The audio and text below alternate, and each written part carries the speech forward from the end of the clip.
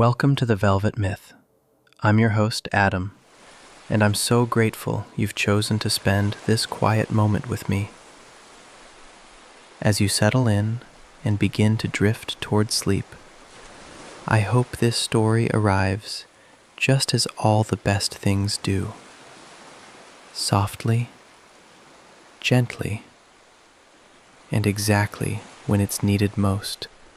It was created with great care, and my sincerest wish is that it brings you comfort, calm, and restful sleep tonight. And if, by morning, you find yourself feeling a little lighter, a little more refreshed, I'd be delighted to hear from you. Knowing that you are here, sharing this moment with me, even through a few simple words, means more than I can say. But that's for tomorrow. Right now, there's nothing to do and nowhere to be. So let yourself settle. Let your shoulders drop. Unclench your jaw. Loosen your hands. And allow your whole body to feel the weight of the bed beneath you. Take one slow breath in and let it go. And one more, breathing in ease and releasing whatever the day left behind. You don't need to stay awake for any of this. Simply listen for as long as feels right and drift off the moment you're ready. There's no wrong way to do this. Tonight, we board the last ferry across a rainy Scottish loch, where each gentle mile carries us closer to peace.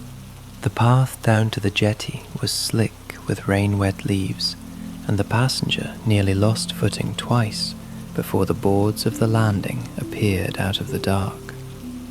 There was a single lantern hung from an iron post at the water's edge, not bright, not meant to be, just enough to show the way, and its light made a small, warm smear on the surface of the loch where the water lapped against the pilings. Everything else was black. The far bank was gone entirely, swallowed by mist and the particular darkness that gathers over still water on autumn nights. The passenger slowed at the edge of the landing, breathing harder than the short walk warranted, that embarrassing breathlessness that has less to do with the body and more to do with the hours behind it.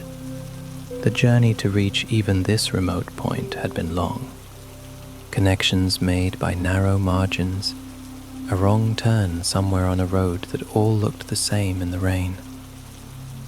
And there had been that low, private fear, carried the last mile, that the ferry would already be gone, that the far bank would simply be unreachable tonight, that the whole thing would collapse into the particular exhaustion of rearranging plans in a wet car park. But the ferry was there. It sat low in the water beside the jetty, a small wooden vessel, broad and flat-bottomed, and unbeautiful in the practical way of things that are built to do one job and do it well. Rain pattered on its canvas awning. The hull creaked softly against the rubber buffers of the dock in a slow, rhythmic way, like something breathing. A single shaded lamp at its stern threw a little amber light across the worn decking. The ropes that moored it were dark with water and frayed at the edges from long use, but they held the boat steady with what seemed an almost formal composure. Morag was crouched near the bow, one hand on the mooring line, doing something quiet and unhurried with a knot. She had not looked up yet, or perhaps she had, and simply had no need to show it. The lamplight caught the broad shelf of her shoulders beneath the heavy oilskin, the silver of her hair where it showed beneath the wool cap, the unhurried patience of her hands. The passenger stepped forward, and the boards of the jetty creaked underfoot. Morag glanced up then, just briefly, just enough, and gave a single nod.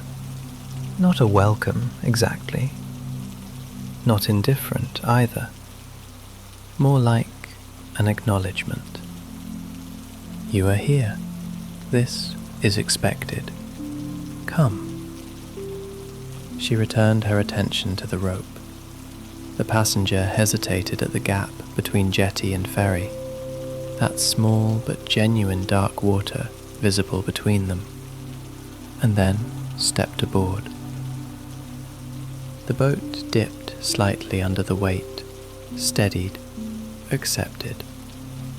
There was a slatted bench beneath the canvas awning, just long enough to sit comfortably, and the passenger made for it, careful on the slick boards. The bag came off the shoulder with a kind of relief that was almost audible, that soft thud of setting something down, and was placed near the feet rather than held on the lap.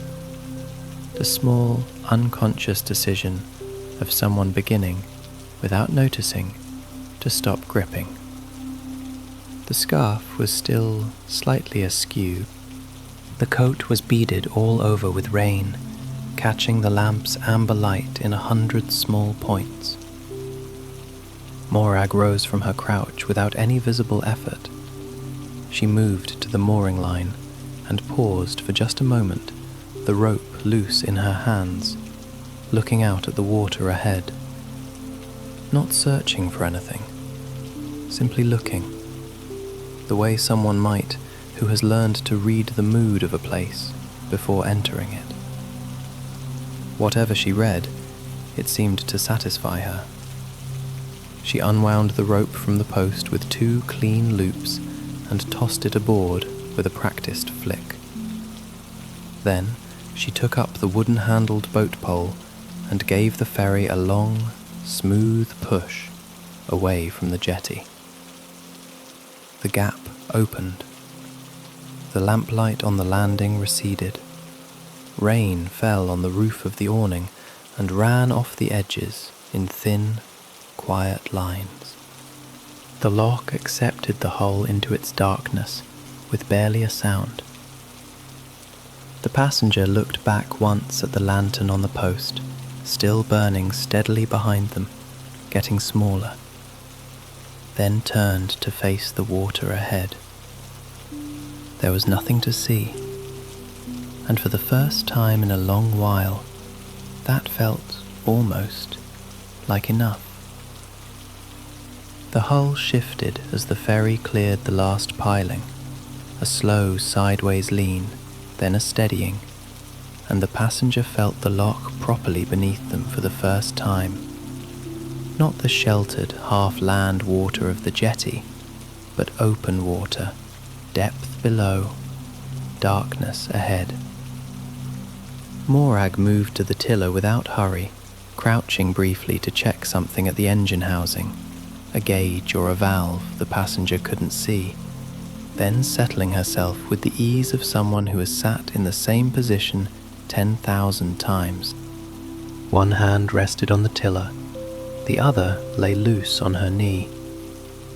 The engine found its note, a low, unhurried throb that passed up through the boards and into the soles of the feet. The passenger looked back. The lantern on the jetty post was already smaller, its glow diffused by rain until it had become less a light and more a suggestion of one, a pale smear in the dark, surrounded by a soft halo. As they moved further out, the shore itself dissolved. The pine shapes that had been visible on the bank flattened into nothing. The lantern blurred, and then the mist took it. The passenger turned back to the water ahead. There was only the boat. Rain tapped steadily on the awning above, not drumming, not harsh, but persistent and even, each drop distinct and small. Along the sides of the hull, Water moved with a quiet, slapping rhythm, unhurried, regular as breathing. The passenger shifted on the bench, reached up to straighten the damp scarf at their throat, then let their hands settle in their lap. There was nothing to do with them. Toward the bow, a loose end of rope had begun to work itself in the wake, lifting slightly, settling, lifting again. Morag noticed it before it could slap against the wood. She reached forward with one arm, barely leaving her seat, and tucked it under a cleat with a single neat motion. Then she settled again. The rhythm continued, uninterrupted. The passenger watched the mist. The far bank was not visible. There was no horizon, no landmark, no reference point. Only the cone of light from the ferry's small fore-lantern, and within it, a short stretch of dark water that looked exactly like the dark water behind and the dark water to either side.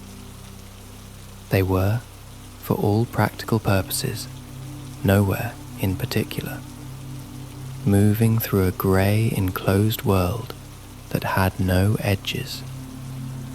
It should have felt unsettling. It didn't quite. The engine throbbed, the rain tapped. The hull shifted softly over some small, slow swell that came from nowhere and disappeared into nothing. The passenger's shoulders, still held somewhat forward and high, began, without instruction, without decision, to drop. Just slightly, just enough. The shore and everything that waited on it was behind them now, neither close enough to return to, nor far enough to stop thinking about. Almost, but not quite yet. Morag reached down and made some small adjustment to the engine. Not a lever exactly, more of a touch, a brief pressure applied to something the passenger couldn't see, and the note of it shifted. Not louder or quieter, but different, settled. She held still for a moment afterwards, head slightly inclined, listening to it the way you might listen to a sleeping animal to confirm its breathing. Whatever she heard seemed to satisfy her. She straightened. The rain continued its patient work on everything. The passenger had been watching this without meaning to.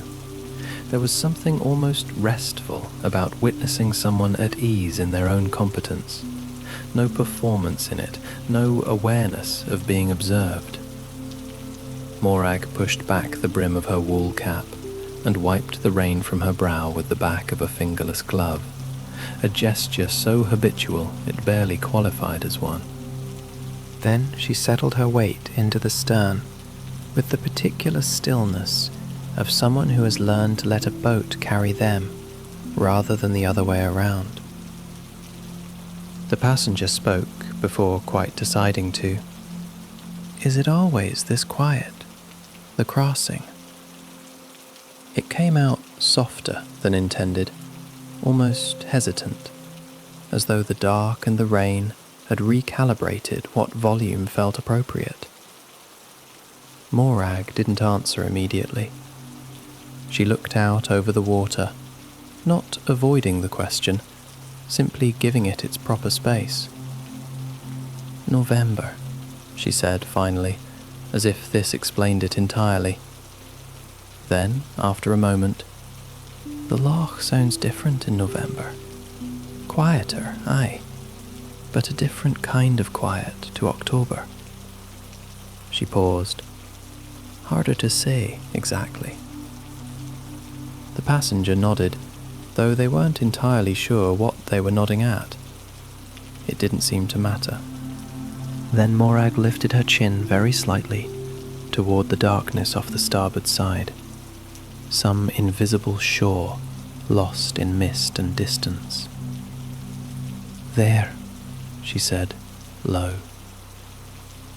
The passenger turned and heard nothing at first. Just rain, just engine, just the water doing its private business against the hull.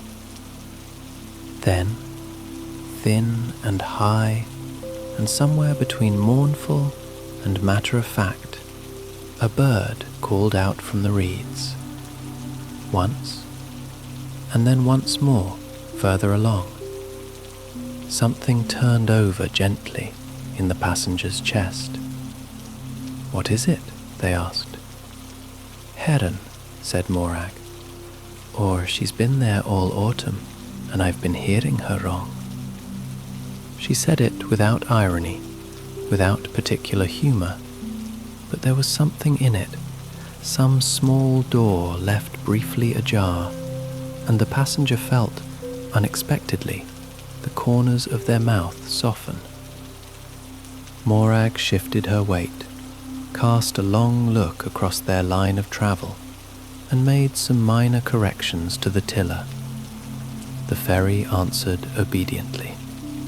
Whatever course she held it by instinct as much as sight, reading the water by knowledge that had settled so deep in her it was no longer knowledge, so much as bone. The passenger felt, for the first time since boarding, entirely safe. Not arrived, not resolved, simply, for now, held. Morag said it the way she might mention the weather, plainly, without theatre. Deep here, deepest part of the crossing. The passenger leaned slightly, almost involuntarily, and looked over the gunwale into the water below. There was nothing to see, not really, only black, and within the black, a long smeared ribbon of light from the ferry's lantern, breaking and re-knitting with each small movement of the surface. The Loch did not look like water from here. It looked like something else entirely. Something that had been here long before the word Loch existed, and would remain after every name for it was forgotten. The passenger straightened up slowly. Morag had eased the engine back. The ferry seemed to glide now rather than motor, carried by its own quiet momentum through a stretch where the rain had flattened the surface to something almost glassy, the drops falling close and steady, each one raising a tiny pale ring that spread and vanished before it could mean anything.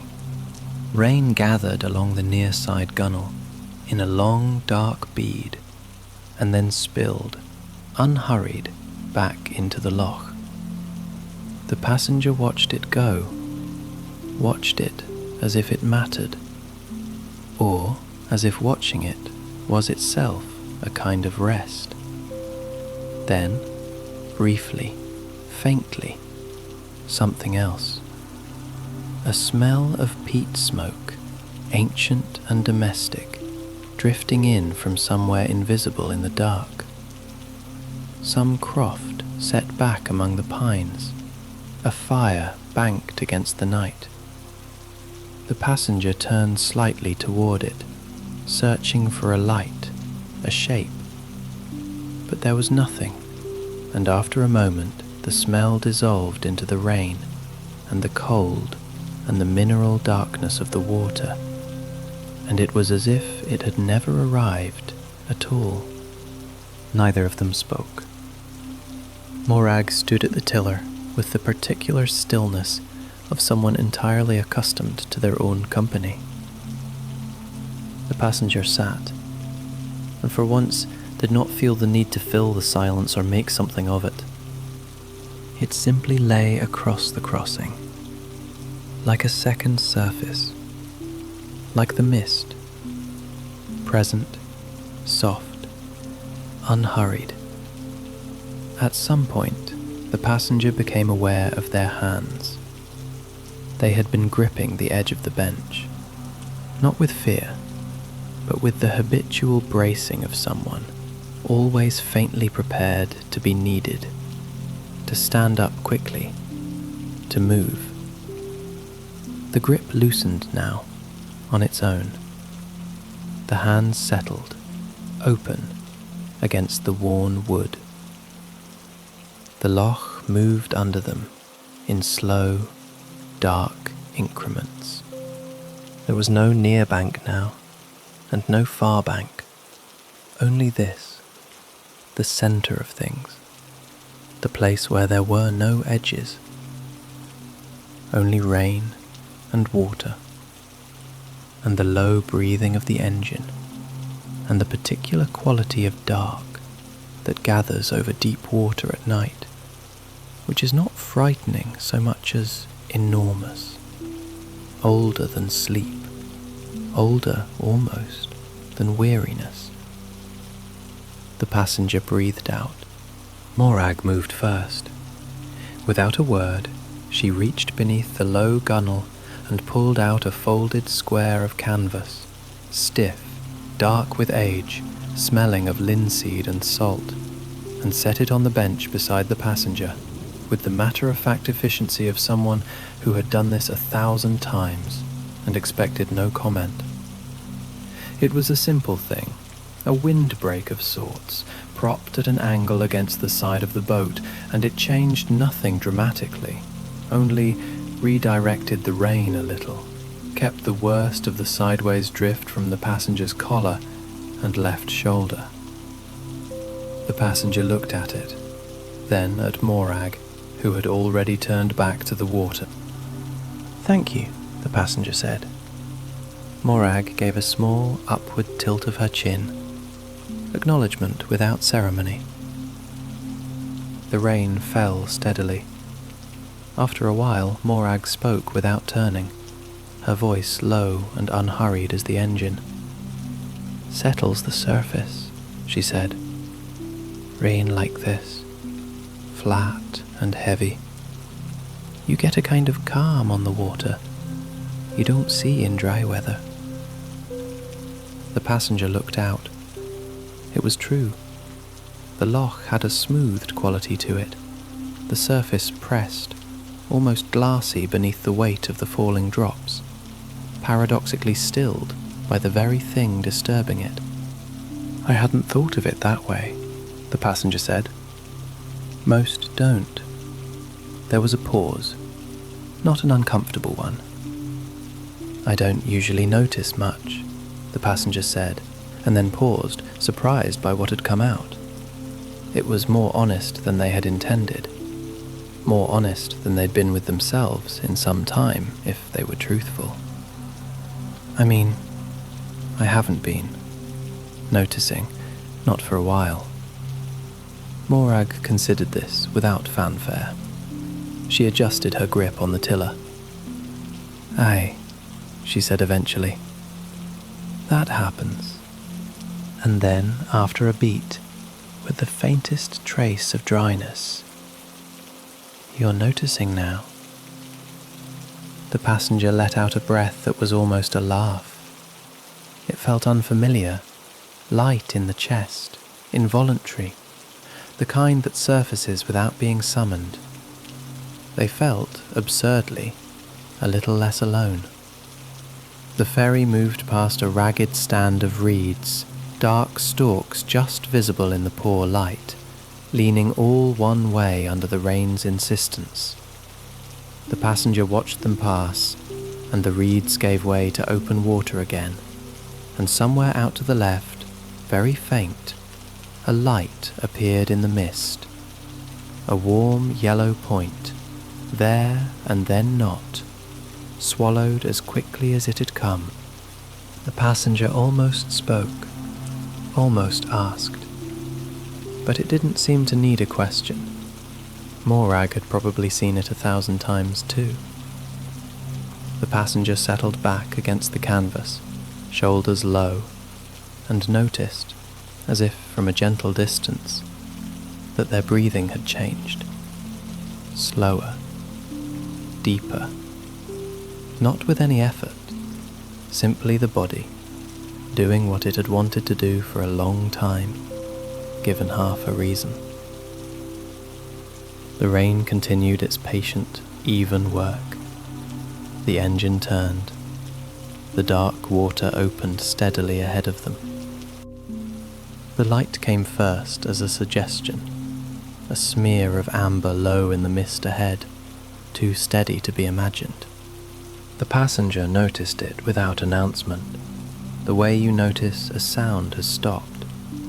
It was simply there now, where before there had been only dark. The pine trees gathered themselves next. They came in from above the light, their shapes pressing down through the cloud base, gaining edges and mass as the ferry moved steadily toward them. The far bank had been an article of faith for most of the crossing. Now it was becoming a fact. Morag had already read it. Her hand moved on the tiller, not a correction, more a confirmation, and the bow shifted by the smallest of degrees. The passenger hadn't noticed them drifting offline. Morag had, some time ago, and had said nothing, because there was nothing to say. She adjusted, and the amber light centered itself ahead, and that was the whole of it. The water changed tone beneath the hull, a slight choppiness, nothing uncomfortable, just the loch shallowing and the rhythm of the surface altering to reflect it. Shorter, closer together, as if the water were quickening in anticipation of the shore. The passenger felt it through the soles of their feet and understood, without looking up, that the crossing was nearly done. The bag was at their feet, where it had been the whole time. The passenger reached down and lifted it, hooking the strap over one shoulder. It was a simple movement, practical and quiet. There was no gathering of themselves, no returning to the braced readiness they'd carried onto the boat at the far bank. The bag was heavy in the same way it had been an hour ago, and yet the carrying of it felt different, more neutral, less like a burden resumed. Morag stood, moving with the unhurried certainty of someone who had done this in fog, in high wind, in the small hours, in every kind of rain this country had to offer. She moved to the bow with the rope already looped in her hands, and the landing posts appeared through the mist.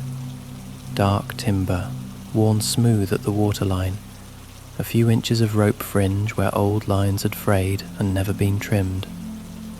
There was a single lamp above them on a low post, its glass clouded, its light enough. The ferry came in along the jetty at a long, shallow angle, and then the hull met the post with a sound like a quiet knock on a door. One note, wooden and clean, and then stillness. The engine dropped to a murmur, and then to nothing. Morag looped the rope once, twice, without drama.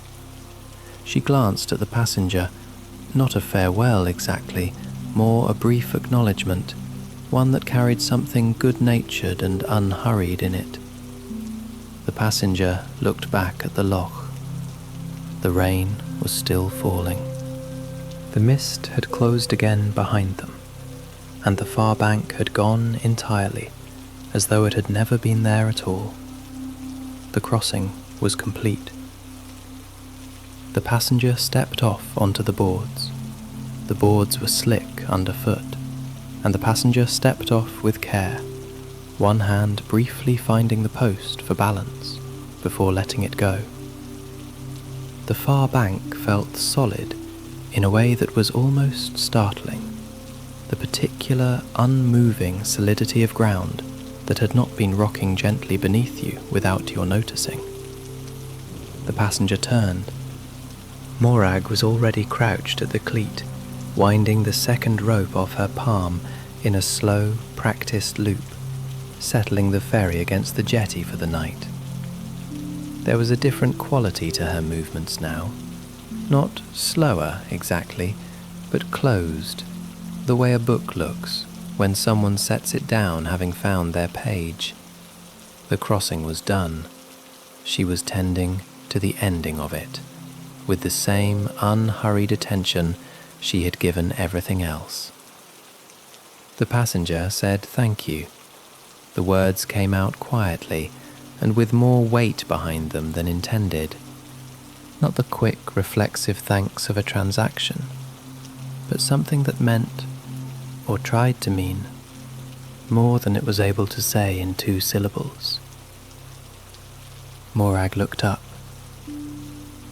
For a moment, she simply held the passenger's gaze with those calm grey eyes, and something passed between them that was neither explanation nor sentiment, more like mutual recognition of the fact that some things were real, and this had been one of them. "Aye," she said simply. Then she returned to her rope. The passenger stood a moment longer. The rain continued in the pines behind them, a steadier, deeper sound than it had made over the open water, soaked up and slowed by all those dark branches. The lamp on the post threw a small, honest light over the wet planking, and beyond its edge the path climbed away into blackness and was gone. When the passenger looked back once more, Morag had straightened and was moving toward the stern, her oilskin coat catching the lamplight for a moment before she stepped out of it. Already she had the quality of something that would go on after being watched. A fire, a river, a tide. Already the mist was making its quiet adjustments, leaning in around the edges of the light. Nothing had been fixed. Nothing had been said that would look like wisdom written down. There was still the other side of the night to face. And after that, the ordinary days, with all their ordinary weight. But the passenger moved through the dark pines feeling, inexplicably and undeniably, like someone who had slept.